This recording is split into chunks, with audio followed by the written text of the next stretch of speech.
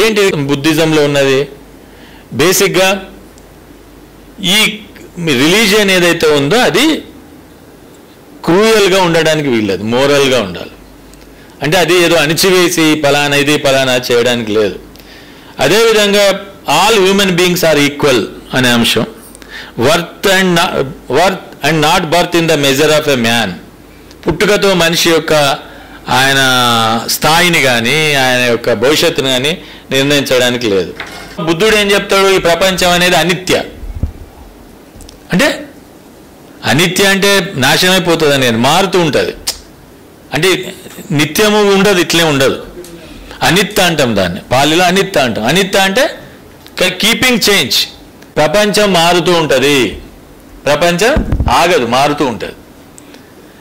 అదే సమయంలో ఏ పనైనా జరగడానికి ఒక కారణం ఉంటుంది. అందుకే కార్యకారణ సంబంధం అంటాం. అంటే రీజన్ ఉంటుంది. అది బౌద్ధంలో ఉంది, అంబేద్కర్ గారు కూడా చెప్తారు. మూడో అంశం ఏంటి అని అంటే, ఫిలాసాఫికల్గా గౌతమ బుద్ధుడు చెప్పింది ఇంకోటి ఏంటి అంటే, మనం ఈ వ్యవస్థలో మారినప్పుడు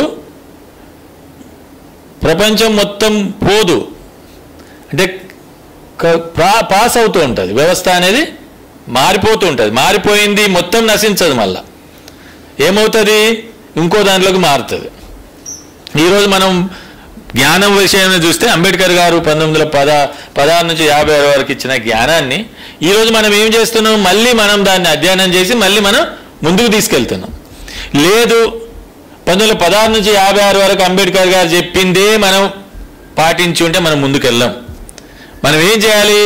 దాన్ని మనం అధ్యయనం చేసి దాన్ని మనం అన్వయించుకోవాలి. అంటే ఇప్పుడున్న పరిస్థితులకు తగ్గట్టుగా మనం అంబేద్కర్ని అర్థం చేసుకోవడానికి ప్రయత్నం చేయాలి. అంబేద్కర్ వేదం కాదు, అంబేద్కర్ గారు అది చెప్పిండు కాబట్టి అది అక్కడే ఆగుతుంది అనేది కాదు, దాన్ని ఇంకా తీసుకెళ్ళాలి. అందుకే అభావం చెంద నెగేషన్ ఆఫ్ నెగేషన్ అంటాం. అంటే ఒకటి ఇంకొక రూపంలోకి మారుతుంది, వ్యవస్థ మారుతుంది, రెండు అంగీకరిస్తున్నాయి. ఒక ప్రపంచ గతితార్కికతను, ఒక ప్రపంచ చలనాన్ని రెండు సిద్ధాంతాలు అంగీకరిస్తున్నాయి.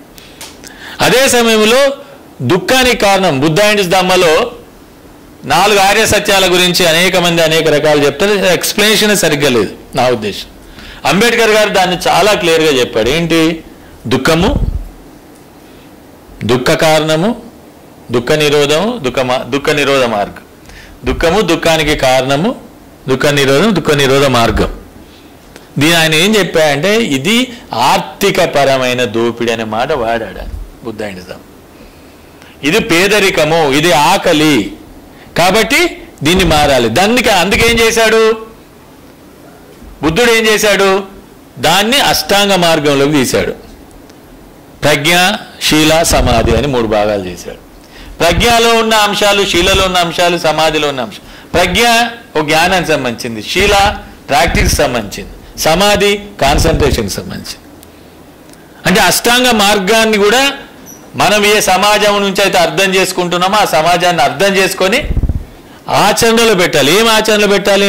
మంచి పనులు చేయాలి, మంచి జీవనాన్ని అవలంబించాలి, మంచి మాటలు మాట్లాడాలి. అంటే ఏంటి అర్థం? అంటే వ్యాపారం దోపిడికి ఉపయోగపడకూడదు, ఇతరులను మోసం చేయకూడదు, ఇతరులను దీని నుంచే నీకు పంచశీల వచ్చింది. అష్టాంగ మార్గం ప్రోడక్టే పంచశీల. పంచశీల అనేది ప్రోడక్ట్. అంటే పంచశీల అష్టాంగ మార్గం ఒక ఫిలాసఫీ అయితే పంచశీల అనేది ఒక ప్రోగ్రామ్ అవుతుంది. అంటే ఒక కార్యక్రమం, ఒక ఆచరణకు సంబంధించిన కార్యక్రమం. ఇంకొక అపవాదం ఏముంది? మేము పోరాటాలు చేయాలంటే ఈ శాంతి మతం కదా ఇది, దీనికి ఫిలాసఫీ ఎక్కడుంది, దీనికి ఉద్యమ స్వభావం లేదు బౌద్ధానికి. అందుకే సింహనాథ సుత్త అనే సుత్తలో గౌతమ బుద్ధుడు చెప్పాడు, యుద్ధం, ఘర్షణ అనివార్యమైతే తప్ప అది మంచిది కాదు, అది సరైనది కాదు, ప్రజలకు నష్టం జరుగుతుంది. కానీ ప్రజల హక్కుల కోసమో ప్రజల బాధలు పోవడానికో సంఘర్షణ చేయాల్సి వస్తే చెయ్యాలి, పోరాటం చేయాల్సి వస్తే చెయ్యాలి. ఇది సింహనాథ సుత్తలో ఉంది. సింహనాథ సుత్త అనే అంశాన్ని చాలా క్లియర్గా చెప్పాడు.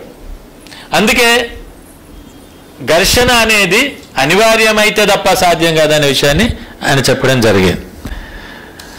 దాని తర్వాత ఇంకో అంశాన్ని కూడా ఆయన క్లియర్గా చెప్పాడు అంబేద్కర్ గారు. ఏంటంటే ఈ దేశంలో పేదరికం పోవాలి, అవమానం పోవాలి, అన్నీ పోవాలి, సమానత్వం రావాలి, సొంత ఆస్తి ఉండకూడదు, ప్రజల మధ్య వ్యత్యాసాలు ఉండకూడదు, పుట్టుకతో ఒక మనిషిని హీనం చేసే పరిస్థితి ఉండకూడదు.